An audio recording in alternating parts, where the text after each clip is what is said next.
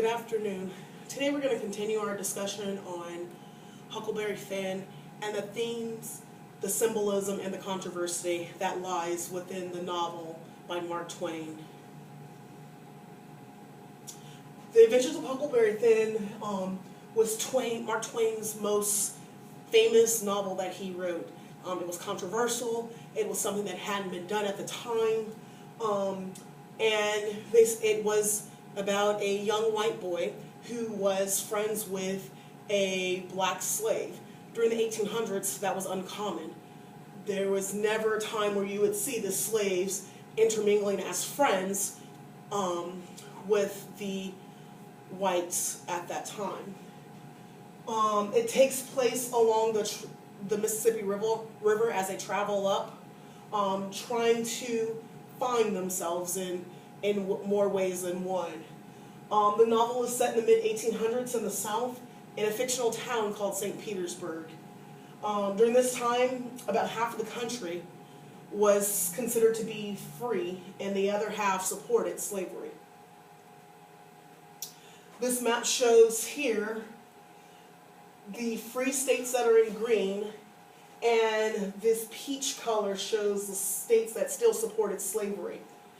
And here in the middle, in the Midwest, we see these are still territories that were possible that they were going to support or not, depending on how they were going to become states in the end. This map here is going to show the Mississippi River and how it travels through the South and up through the North and the states that it touches. Minnesota, Wisconsin, Iowa, Illinois, Missouri, Tennessee, Arkansas. Some of which are free states, some of which are states that still supported slavery. Some of the themes in Huckleberry Finn that I wanted to go over with the class today is racism and slavery.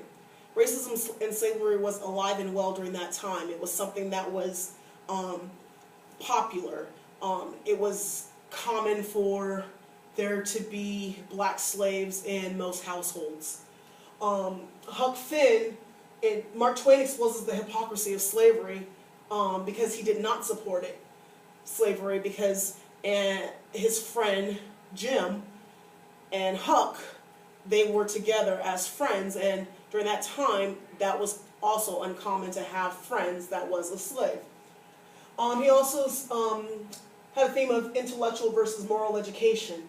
Huck is forced to make a decision between education and moral correctness. He knows in his heart that it is not right to have slavery, and it is okay to be friends with Jim, but what he's been brought up to believe is that no, you are not to interact with slaves. They are not your friends. The other one is Twain mocks or pokes fun at civilized society, which he calls. He shows the way in which society of this time did not act in a civilized manner, meaning treating slaves poorly or being hypocritical. And we'll see, in the book where, they're telling Huck not to smoke, but at the same time, other people in the book are smoking and or using tobacco, which is the same thing in that manner. Some of the symbolism that we see in Huckleberry Finn is the Mississippi River. And these are something I want you guys to look at as we continue to read through the rest of the book. And we'll see, we know the river is an integral part of the book because that is how they are traveling to get from the south to the north. Okay, and so for Huck and Jim, the river symbolizes freedom. Huck is running away from his family because he doesn't like what is going on, and Jim is running away from slavery because he wants to be free. All right, the two follow the river from the south to the north to escape from the oppression they both face at home. Huck has a problem with his father, and they're battling. So these are things that we want to continue to think about, the symbolism that takes place in this book.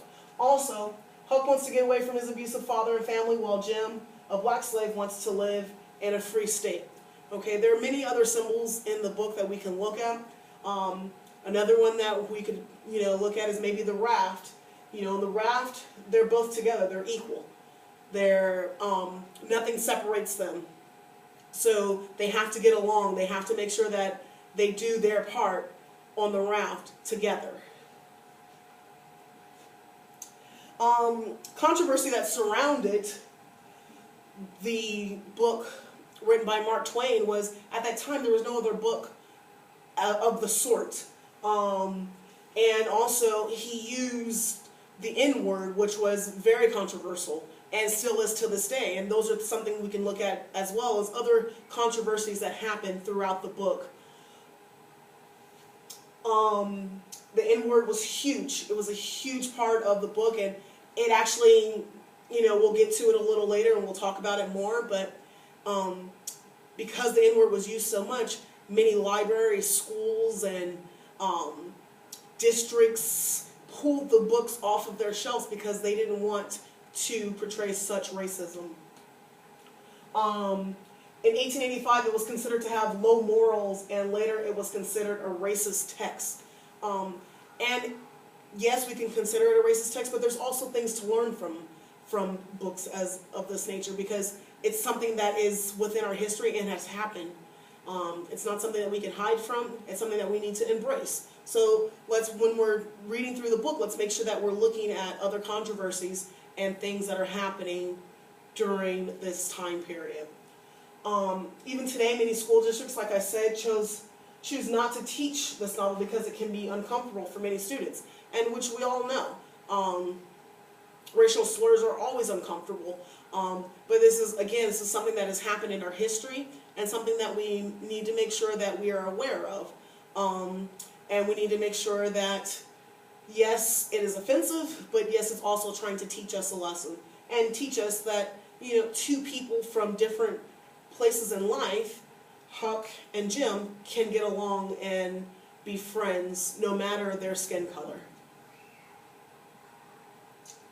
So as we go through this, the rest of the book, I want you guys to continue to think about the themes and the controversies and the symbolism that we can get out of reading The Adventures of Huckleberry Finn. Thank you.